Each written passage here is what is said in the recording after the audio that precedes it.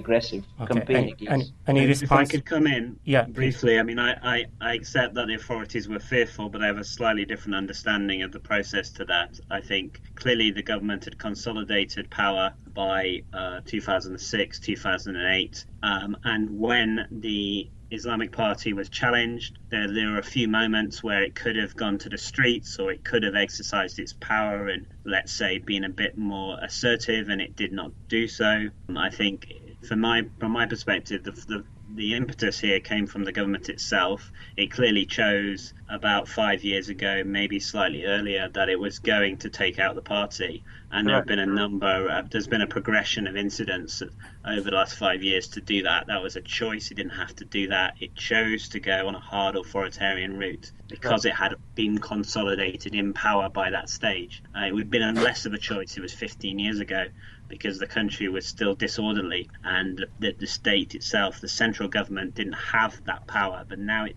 does. It has had that over the recent years, and it made a choice to repress its opponents from the civil war because it wishes to tell a story which eradicates them from the civil war history, where the government itself can simply be seen as the saviors of the country, and the role of the United Tajik opposition in reconciling themselves can kind of be erased from history or told in a manner which the government is wholly happy with. Bruce, do you want to jump in here? I mean, can the dissidents might be doing something different which potentially triggering this repressive move by the authorities in Central Asia? These are all entrenched systems with the possible exception of Kyrgyzstan. They've been working under the same management, so to speak, for years and years. I think they're getting extremely intolerant of any kind of criticism or even the potential that there's going to be criticism out there. As we just heard with the Tajik civil war, as Dr. Heathershah was saying, that the Tajik government would prefer to control the narrative on how the civil war was, the history of the civil war, how it was fought, who was the winner, who was the architect of peace. And I think that's generally true across the board in Central Asia, again with the possible exception of Kyrgyzstan, that these governments want to tell a story, a happy story of a great nation with a great leader, and they're really worried because we see that things aren't going actually very well at the moment for most of them, economically speaking, and so they don't want another, especially an authoritative voice, which in the case of Tajikistan we did have to a large extent with the Islamic Renaissance Party. This was a partner in the government for a long time. They had a large constituency. This is the thing that these governments fear the most. If you remember years ago when the Islamic Renaissance Party first started doing their own social programs and going out and trying to help people find apartments or advocating that they have better water and stuff like that, it forced the Tajik government to do the same thing. They came late, and for a while they followed the IRPT's habits and just did them one better all the time. And I think they got tired of even having to deal with even that level of competition. So really I think that's the story, is that these governments have become convinced that their system is there, it's working for them, and they don't want to hear anything different from anybody else. Okay, thank you very much. So the fact that Central Asian countries are reaching out to dissidents in exile in the business of extradition or the harassment of activists by the authoritarian leaders of Central Asia, one agency plays a crucial role, and that is Interpol. We will talk about this and the foreign allies of the Central Asian states shortly.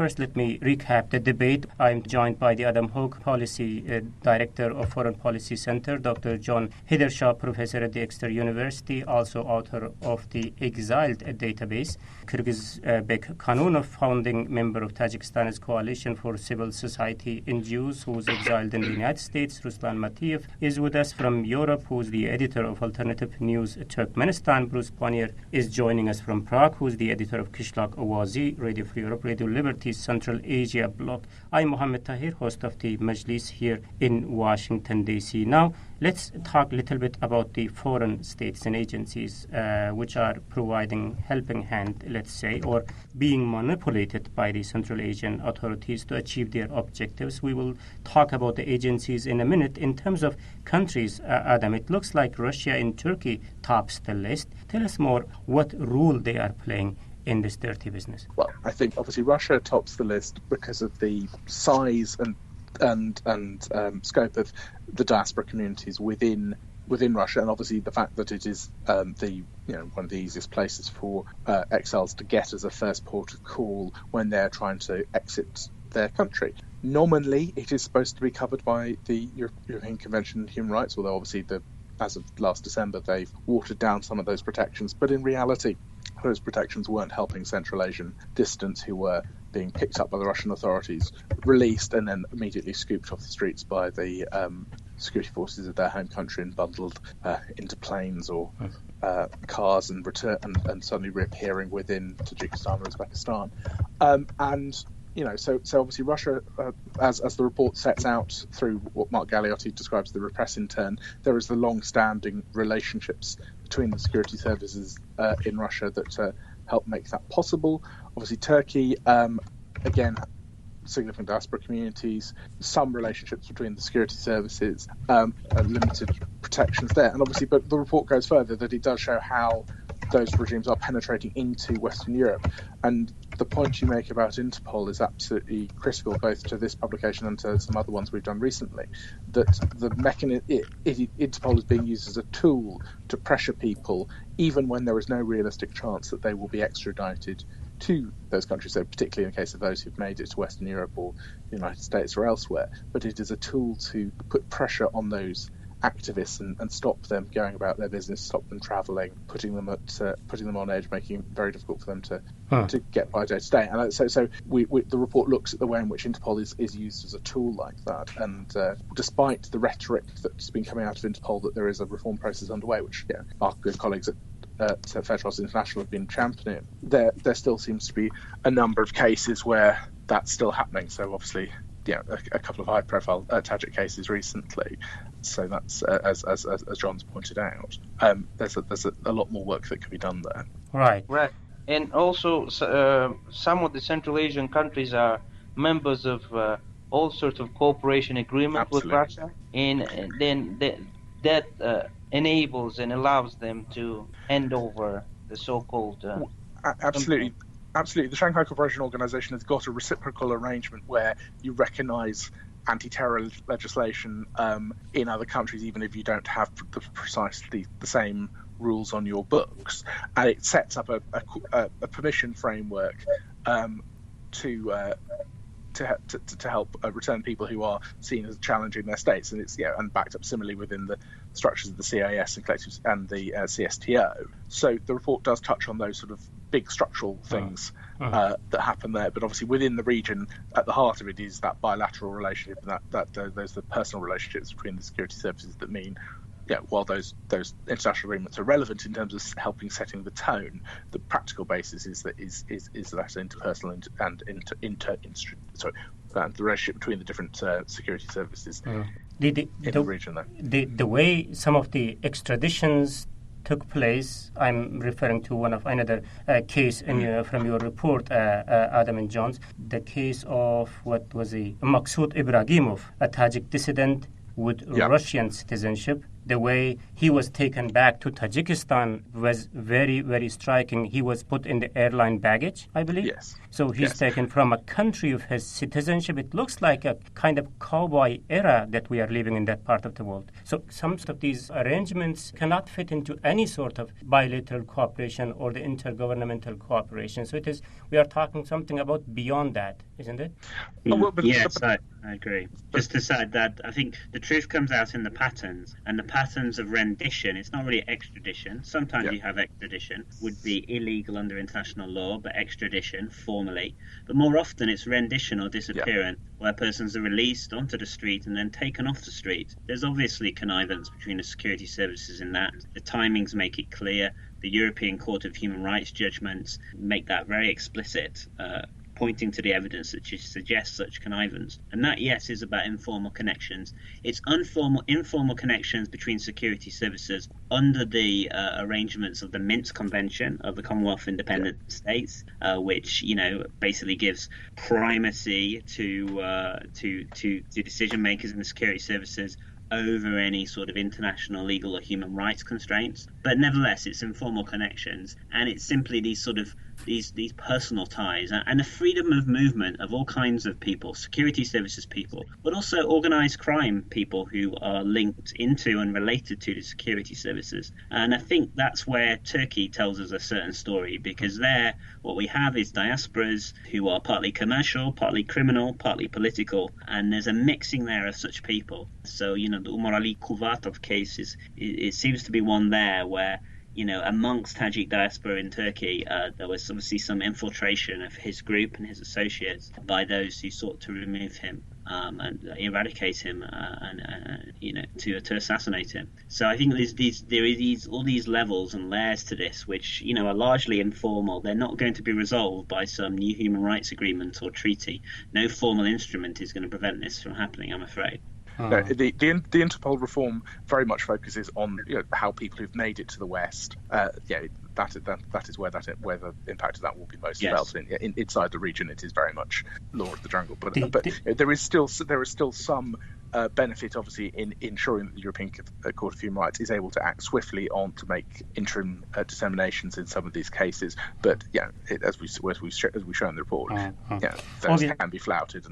Obviously, the countries that Turkey and Russia or some of the other Eastern European countries or within Central Asia, these are the countries they are not known with great respect to democratic values. But the thing that you have raised, Adam, the case of Interpol is interesting.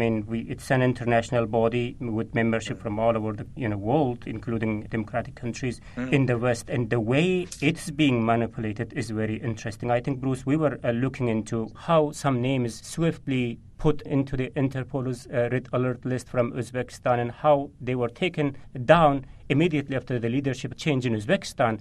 How does it work, really? Well, I think every government has a right to make a request that Interpol detain persons of interest to that particular government. Then it's up to Interpol to determine whether this is a legitimate request or not. And of course, as this report goes into, and others have mentioned too, the problems with a lot of these things is the people that are wanted in Central Asia are wanted on terrorism charges. And it's really hard to define what terrorism means to some of these Central Asian governments. Being an opponent of the government seems to be, by definition, also being a terrorist.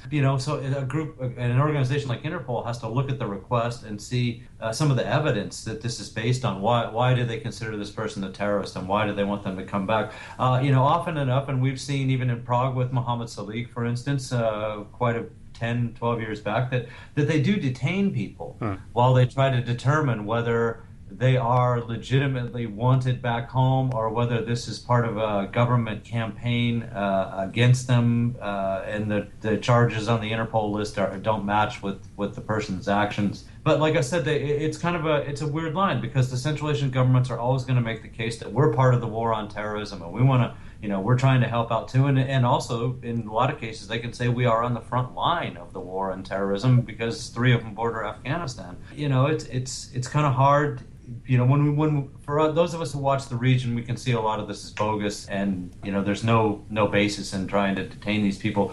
For someone with Interpol that's got a long list of people from all over the world, then you do have to detain them and do a little bit of homework to find out what it is, because terrorism is a serious charge, and there's a responsibility on the part of governments and international organizations to detain and keep these people, from causing problems, mischief in parts of the world.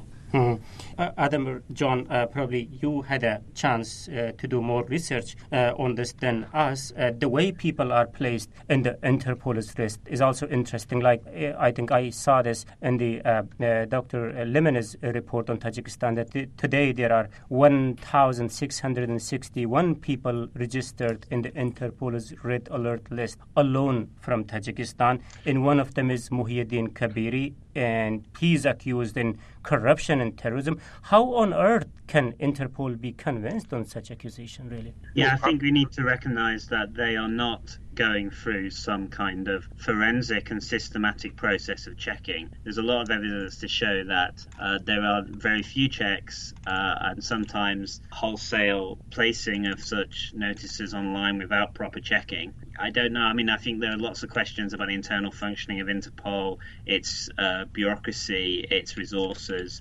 It's going through a reform process at the moment, so we should perhaps wait to see what comes out in 2017 in terms of whether they have institute a formal checking process. And part of the objective of exercises like our database is to collate and analyze such information so that patterns can be spotted, so that Interpol or any other body can't turn around and say, well, we're not aware of these patterns. Well, they're there, you can see them, and you can see recurrent patterns of politically motivated requests to Interpol, recurrent patterns of abusing these systems. And I think, for research purposes and for human rights purposes, that's the virtue of sort of trying to see the patterns taking place here. It's not just about individual cases.